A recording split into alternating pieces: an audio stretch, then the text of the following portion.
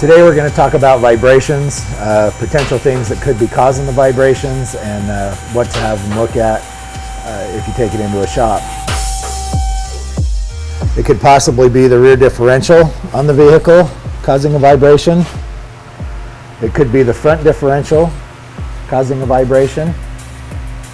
Or in the case on this vehicle, the customer had a vibration for a week or two, didn't think much of it, was driving down the freeway, heard all kinds of clunking and banging. The U-joint was bad, the U-joint broke, driveline came loose, put a hole in the transmission, took out the catalytic converter, some of the sensors on the transmission in the transfer case, and in the case of this vehicle, the damage was severe enough that the insurance company came out, took a look at it, and they totaled the vehicle. All this over about a $75 job to fix the U-joint.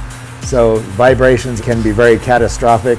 In the case of this one, it was a catastrophic failure and the vehicle's totaled.